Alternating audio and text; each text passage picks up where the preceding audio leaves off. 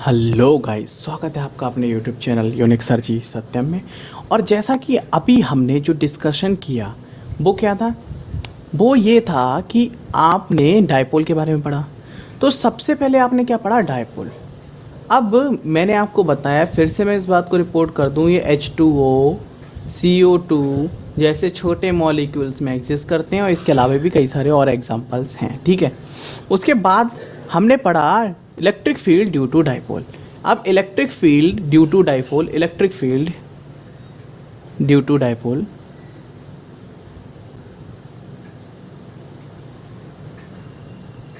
ठीक है।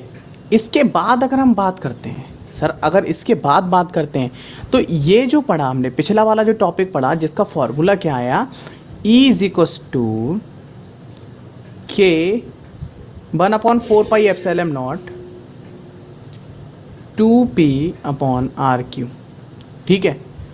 अब हम बात करते हैं, ये था एक्सियल कंडीशन में, मतलब कि ये आपका जो डायपोल है और ये फॉर्मूला था कि आपका यहाँ कहीं पे इलेक्ट्रिक फील्ड व्हाट। अब इलेक्ट्रिक फील्ड आपकी इन सेंटर में ऊपर की ओर है, इसको हम इक्वेटोरियल पोजीशन भी कहते हैं, या अगर हिंदी में कहें तो निरक्षीय स्थिति, ओके।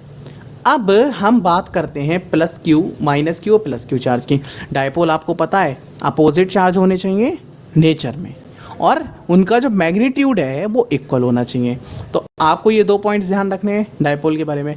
और ये जो पोजीशन है ये इक्वेटोरियल पोजीशन है, ठीक है, और ये पोजीशन नंबर 2 भी हम कह सकते हैं। अब सबसे पहले इसमें जो इलेक्ट्रिक फील्ड होती है वो होती है 1/4πε0RQ। देखो यहाँ पे जो इलेक्ट्रिक फील्ड आई वो है P और उसमें था 2P। तो आप ये ध्यान रखना, ये जो होती है अनएक्सियल पोजीशन में ये उससे आधी होती है या फिर वो इसकी डबल होती है, ओके, समझ में आ गया। तो इन दोनों में आपको रिलेशन पता लग गया। क्या पता लग गया कि ये जो E है, E सेकंड वाला केस और E फर्स्ट वाला केस, अगर इन दोनों का रेशियो करो, फर्स्ट है एक्सियल कंडीशन और सेकंड है अनएक्सियल कंडीशन, ठीक है, तो आपको पता है ऊपर बचेगा 2 और नीचे बचेगा 1, बाकी सारा तो कैंसिल हो जाएगा, ठीक है। तो E1 is equals to 2 times of E2। अभी आप कह रहे हो सर आपने कहा था कि वो डबल होती है, वो डबल है तभी यहाँ पे मल्टीप्लाई करा है, बेसिक क्लास में हम सीखते हैं, ठीक है। और ये जो शो करती है, this is the intensity of electric field, intensity of electric field at a point on the equatorial line on the dipole, ठीक है। तो ये डायपोल पर जो पॉइंट्स होते हैं, ठीक है, उस पे ही एग्जिस्ट करती है। अब अगर थोड़ी सी हम और बात करें इसकी, तो ये बात आपको समझ में आ गई। अब अगर देखो हमको ज़रूरत क्या पड़ती है, हमको एक डिस्टेंस की ज़रूरत पड़ती है।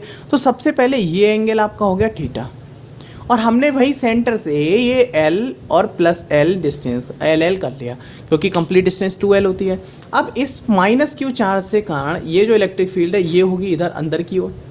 अब ये अंदर की ओर इलेक्ट्रिक फील्ड है और इस प्लस क्यू चार्ज के कारण ये बाहर की ओर, तो नेट इलेक्ट्रिक फील्ड ये हो गई, बिकॉज ये थीटा है तो ये भी थीटा हो गया, ये भी थीटा हो गया।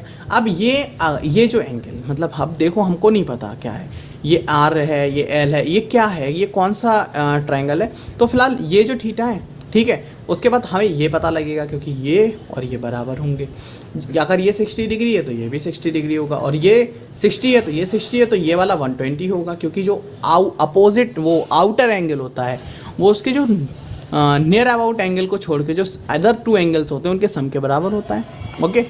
तो ये एंगल आपको पता लगेगा और उस एंगल से आप इलेक्ट्रिक फील्ड काउंट करेंगे। तो यहाँ पे ये अपवर्ड होगी R की ओर, तो जो नेट इलेक्ट्रिक फील्ड होगी ना सर, जो नेट इलेक्ट्रिक फील्ड होगी वो इलेक्ट्रिक फील्ड होगी इधर की ओर। आई होप कि आपको समझ में आ रही हो। जो नेट इलेक्ट्रिक फील्ड जो है वो इधर की ओर होगी और इस इलेक्ट्रिक फील्ड को ही हम काउंट करते हैं, ओके। अब ये इलेक्ट्रिक फील्ड तो हमने इधर की ओर निकाल ली, तो ये जो हमारी इलेक्ट्रिक फील्ड होती है ये आती है E2।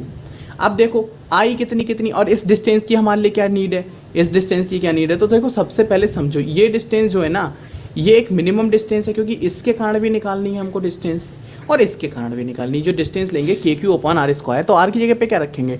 अब ये L है और ये डिस्टेंस क्या है आपकी R है, तो ये R ना रख के ये जो डिस्टेंस है ये वाली, कैपिटल आर ही मान सकते हैं या फिर इसको एक्स मानते हैं, तो X square plus L square ले लेंगे आप। जनरली इसको R square plus L square ना मान के इसको आप एक्स मान लो, तो आप आसानी रहेगी आपको। तो यहाँ पे जो x और x जो होगा, हम यहाँ पे इसको x भी मान सकते हैं, तो x की वैल्यू जो है, मतलब कहीं कहीं क्वेश्चन पे आर क्यूब की जगह पे हम एक्स क्यूब भी लिख सकते हैं, तो वट आप आर क्यूब ही रहने दीजिए, बस आप मेज़र कीजिए कि जो आर क्यूब है वो है क्या।